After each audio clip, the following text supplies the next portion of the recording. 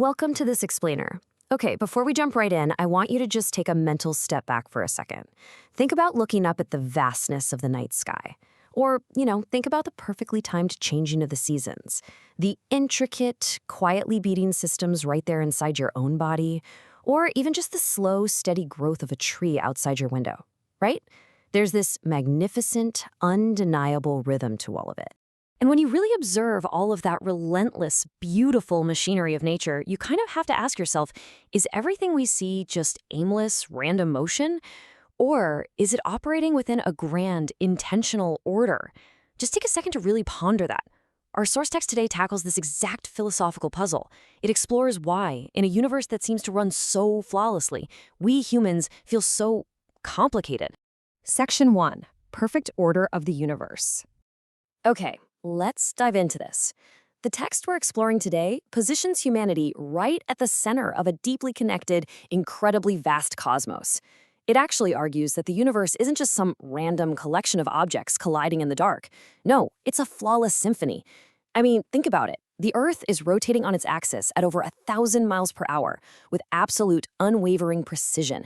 The sun consistently fulfills its duty, rising and setting without fail to give us energy. Deep down in the soil, a tiny little seed cracks open at exactly the right temperature and moisture level, and the seasons cycle year after year predictably and perfectly. According to the text, all of these entities operate on a divine plan. It's like nature is essentially running on this flawless autopilot, contributing to a massive universal harmony. Section 2. Humanity's Place in the Universe. So we've looked at the vast cosmos, but what about us? We need to zoom in on the micro-level tension of human existence. As we saw, nature, the sun, the earth, the seed, is automatic. It just follows its programming effortlessly. But the human condition? Wow, we are infinitely more complex. We possess an intellect that questions absolutely everything, a free will that constantly has to choose, a heart that feels deeply, plus these complex and, honestly, sometimes conflicting desires. And on top of all that, intricate social relations with one another. Because of all these dynamic, unpredictable variables, the source text argues that a completely aimless life is literally impossible for us. We just can't coast on autopilot like a planet in orbit. We need a framework. And that framework? It comes in the form of commands and prohibitions. Now, I know these divine rules are so often viewed negatively today, as mere restrictions or punishments, but the source text completely reframes them. It defines them as essential tools designed to harmonize human life with the universe's wise order, rather than to crush human freedom. So think of these rules not as oppressive chains holding you down, but actually more like a tuning fork. Because you have free will and complex desires, you absolutely need these standards to tune your personal frequency, ensuring it aligns perfectly with the flawless universal harmony we just explored. Section 3. Social Responsibility and Elevation. So the crucial point here is understanding what happens when an individual actually uses that tuning fork. What is the real-world, macro-societal impact when a person actively aligns themselves with this divine cosmic order? Well, it turns out the harmony radiates outward. An aligned person doesn't just isolate themselves, they become deeply, practically involved in community life. They protect the poor, they educate the youth, they contribute to the material and spiritual elevation of society, and they stand firmly against injustice. By aligning with the universe's order, you are inherently driven to bring that exact same order, balance, and justice right into your own society. Which actually leads us to this profoundly beautiful concept from the text: being like a species while just an individual. Let that sit for a second.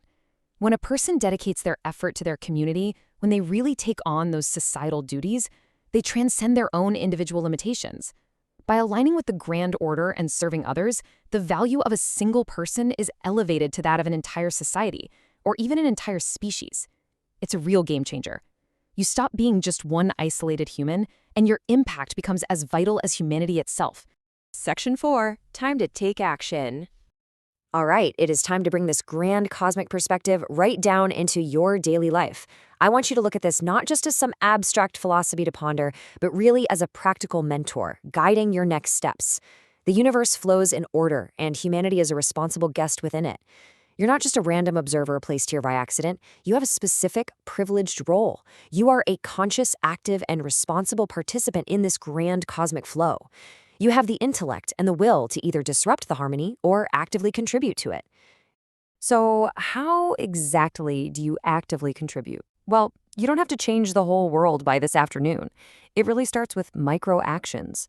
It's supporting a friend who is having a particularly rough week. It's preventing waste. Even something as simple as, turning off a running tap while you brush your teeth. It's choosing not to stay silent when a coworker is treated unfairly at the office. Or maybe it's just starting a new, quiet, good deed in your local neighborhood. These are the tangible, everyday steps that tune your personal frequency to the universe's grand, harmonious order. And that leaves us with one final, deeply personal question to close out this explainer. Which divine standard will you follow today to become a more useful person?